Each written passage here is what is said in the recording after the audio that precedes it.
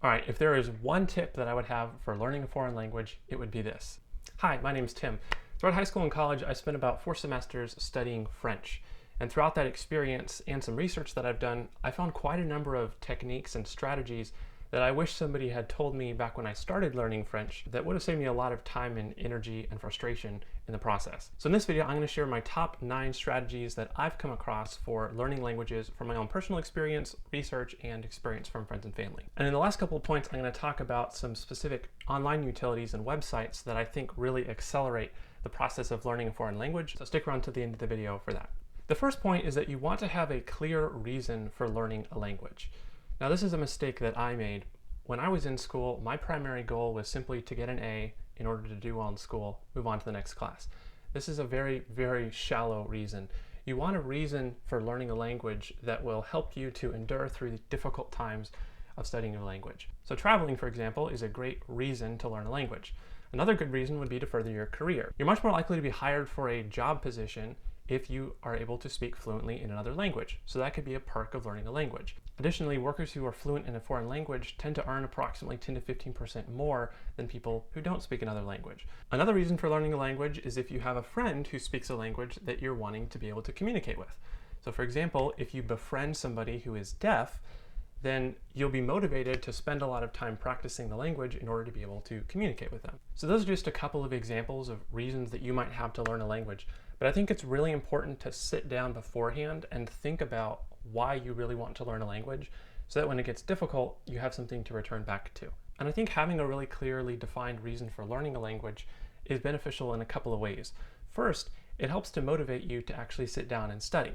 And second, it helps your brain concentrate when you're studying. In my experience, I found that people are much more likely to remember vocabulary or grammar if they know that they're going to use it later on. The information somehow feels more practical, and so when you're studying, your brain is more likely to deposit that information and to be able to retain it later on, making your studying significantly more effective.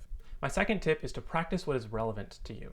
I've seen several people make the mistake of choosing the language that they want to learn and then picking up a dictionary and just learning words in order or something like that in an arbitrary order. And I think this is the wrong way to go about it. Instead, I think it's much more effective to start with the words that are used very commonly in a language, like conversational terms. So for example, in English, a, an, and the are very commonly used. So it makes sense to learn those as soon as possible. And so if you focus your learning on conversational language, then you're more likely to be able to start talking and practicing as soon as possible, and that's really helpful. In addition, you want to specifically practice vocabulary that is targeted toward your interests. So for example, if you're interested in photography, maybe learn some vocabulary that has to do with photography, because that's language that you're actually going to be able to use on a daily basis and practice and review.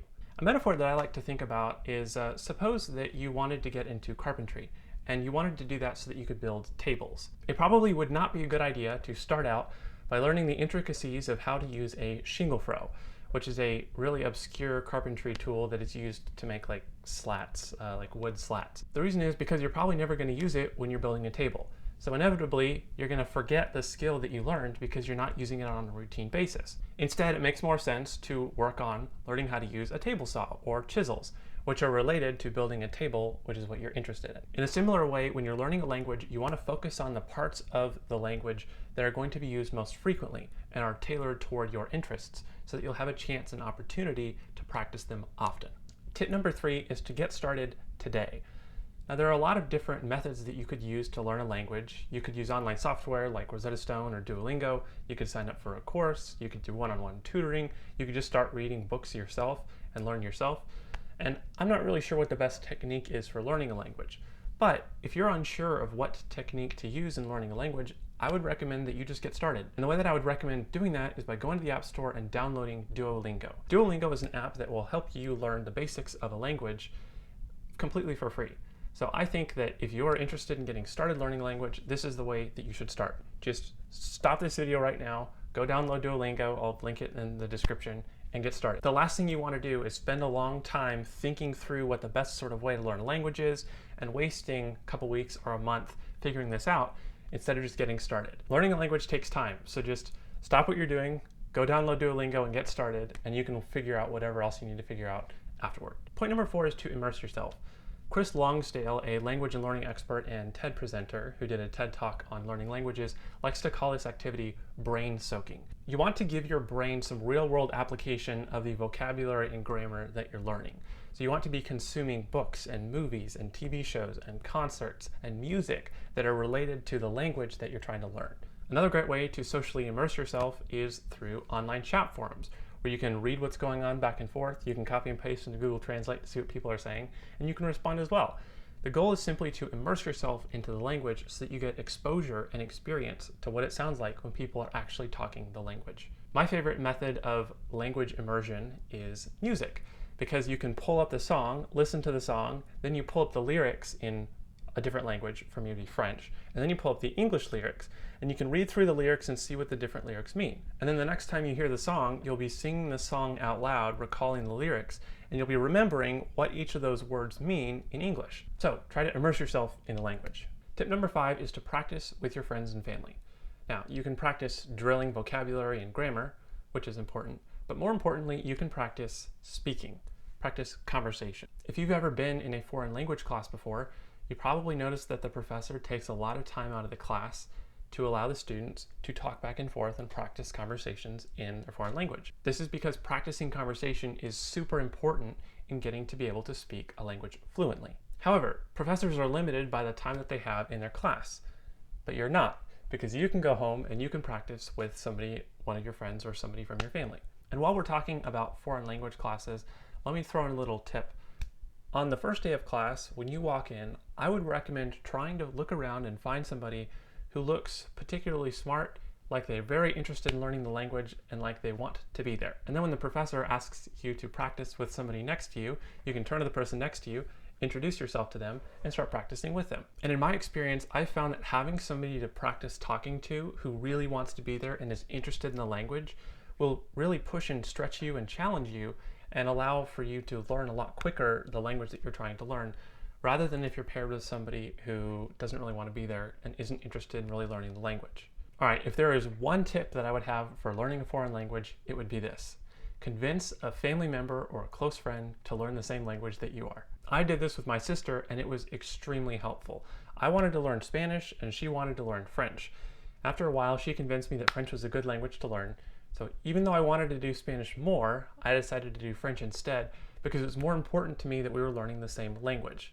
And that's important for several reasons. Studying the same language as one of your close friends is really helpful because you can drill vocabulary back and forth, you can drill like different grammatical rules, and most importantly, you can practice speaking just in everyday conversation without it being a big issue. Having a close friend that's learning the same language as you is super helpful because you can practice speaking with each other all the time, just in casual conversation. Another advantage is that you can help each other study. That could be vocabulary or grammar or anything else. Because somebody who speaks the same language as you are, or is at least trying to learn the same language, they're going to have a better understanding of the language, so they'll better be able to correct you and help you out with your studying than somebody who doesn't know the language at all. To take it a step further, if you can get into a romantic relationship with somebody who speaks the language that you're trying to learn, that is ideal, especially if they don't speak the language that you speak. That relationship is going to be trial by fire, but you'll probably end up learning the language pretty quick. So I say go for it. Point number 6, piggybacking off the last point, is to speak with somebody who is fluent in the language you're trying to learn. This is really helpful because they can correct errors that you're having in your language, and they can teach you vocabulary that you wouldn't have learned on your own. Now for me, I always felt weird asking fluent French speakers to help me practice my basic level French because I felt like a parasite, like I was taking everything from them but not able to deliver anything. I could never find anything to practice with them that felt like it would help me so much that it would justify wasting their time. And that's really the wrong mindset to have. To fix this issue, there are a couple of solutions. The first one is to trade services. Now, what my sister and I did is we proposed to the neighbors who are fluent in French that we would offer them babysitting services if they would spend some time practicing French with us. And that's really ideal. You want something that benefits both parties involved. The second option is to do a language swap.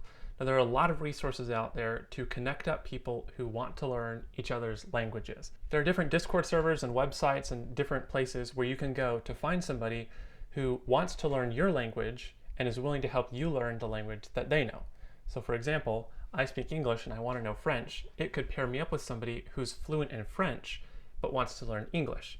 And so we can meet together. Suppose we're meeting for an hour. We can spend the first 30 minutes where I practice my French, talking back and forth with them, and they can help correct my errors and we can fix those issues. And then we can spend the second half hour speaking in English where I'm helping the French student work on their English skills. And this is again very effective because you're providing value to both sides. As an example of this, one of the top performing students of my French course let us know at the end of the semester that he had been using this technique, getting on a one-on-one call with a French student on a Discord server in order to help him throughout the semester, and then it really helped him to cement the vocabulary that we'd been working on in class.